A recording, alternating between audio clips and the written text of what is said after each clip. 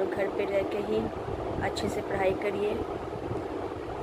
हम लोग क्लास 6 का चैप्टर 6 संज्ञा पढ़ेंगे आज।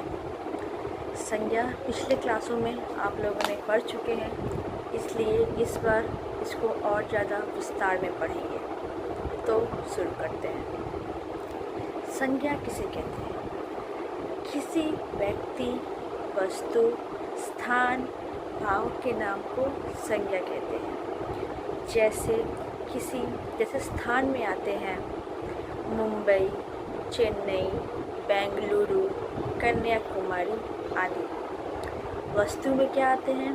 मेज, कुर्सी, पुस्तक, कलम आदि।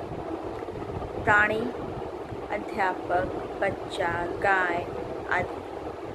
भाव में क्या आएंगे? प्रेम, घृणा, नफरत, शत्रुता, बचपन आदि। जैसे हुआ अंकोर वाट के विष्णु मंदिर वास्तव में दर्शनीय है। संत तिरुवल्लुवर के जीवन की शिक्षा लेनी चाहिए। महात्मा गांधी ने कहा, हमें सबसे प्रेम भाव से मिलना चाहिए। अथवा लता जी, क्या तुम्हारे घर में कोई पालतू गाय अथवा कुत्ता है? मास्टर जी ने पूछा।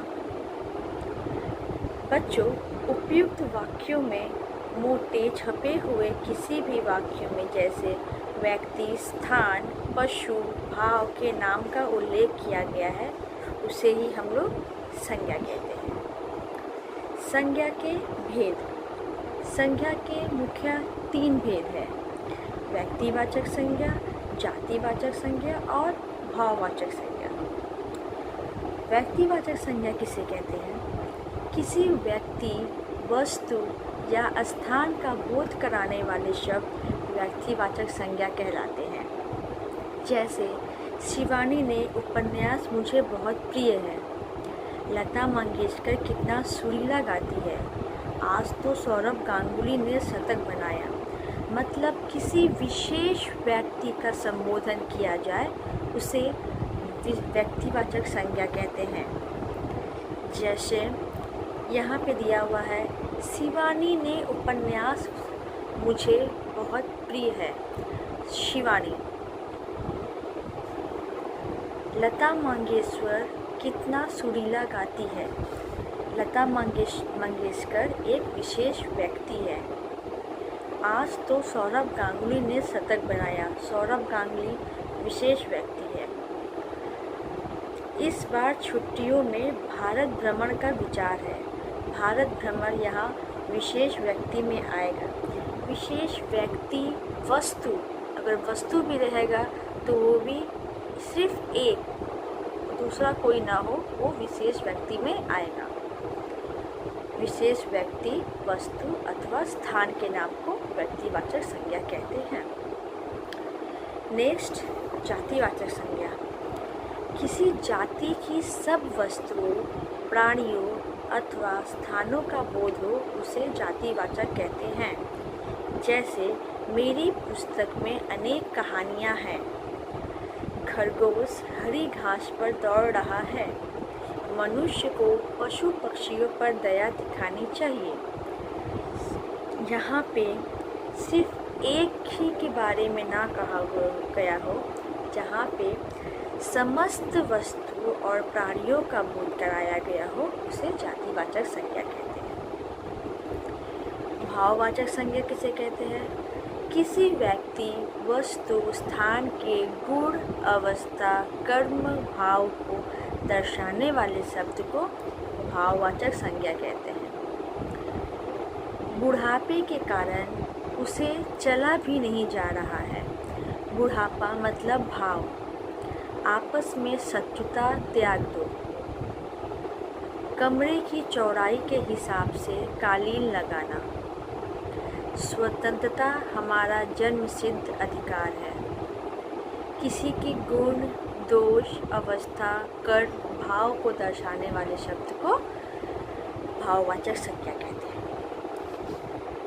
ये तो हो गया तीनों परिभाषाएं। लेकिन कुछ विद्वानों का मानना है कि संज्ञा के और भी दो भेद है, वो है द्रव्यवाचक संज्ञा और समूहवाचक संज्ञा। द्रव्यवाचक संज्ञा किसे कहते हैं? जिन संज्ञा शब्दों से किसी द्रव्य, धातु या पदार्थ का बोध हो उसे द्रव्यवाचक संज्ञा कहते हैं, जैसे मिट्टी, सोना, तांबा। सोना बहुमूल्य है, संभाल कर रखो। दूध में पानी मिलाना बुरी बात है। आजकल तांबे के आभूषण की प्रचलन है। सोना, दूध और तांबे यहाँ पे द्रव्यवाचक संज्ञा है। नेक्स्ट, समूहवाचक संज्ञा। जिन संज्ञा शब्दों से किसी समूह या झुंड का बोध हो उसे समूहवाचक संज्ञा कहते हैं। जैसे चाबियों का गुच्छा तो घर पर ही रह गया, सभा में भी सभी उपस्थित थे, मेरी कक्षा में 10 बच्चे हो। जहाँ पे सारे समूह का बोध हो, जैसे कक्षा में बहुत से बच्चे रहते हैं, सभा में बहुत से लोग रहते हैं, उसी प्रकार उसे हम लोग समूहवाचक संज्ञा कहते हैं। नेक्स्ट है भाववाचक संज्ञाएं बनाना। बुक में दिया हुआ है, आप लोग इसे रीड करिएगा। 4 प्रकार से इसे बनाया जा सकता है, जातिवाचक संज्ञा द्वारा, विशेषण द्वारा, सर्वनाम द्वारा और क्रिया के द्वारा। जातिवाचक संज्ञाओं को भाववाचक संज्ञा में कैसे बदला जा सकता है? जैसे दुष्ट का दुष्टता, नारी का नारीत्व, शिशु का शैशव, मनुष्य का मनुष्यता। ये तो हुआ जातिवाचक से भाववाचक में बदलना।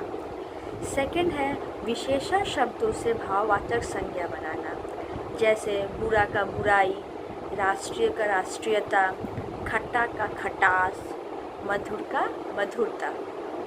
थर्ड में है सर्वनाम से भाववाचक संज्ञा बनाना, अपना का अपनापन, पराया का परायापन, अह का अहंकार, निज का निजत्व। फोर्थ में है क्रिया से भाववाचक संज्ञा बनाना, जैसे काटना का कटाई, मिलना का मिलाप, खेलना का खेल, थकना का थकान। ये यहाँ पे संज्ञा पाठ समाप्त होता है। आप लोग इसे घर में अच्छे से पढ़िए और इसे समझिए। धन्यवाद।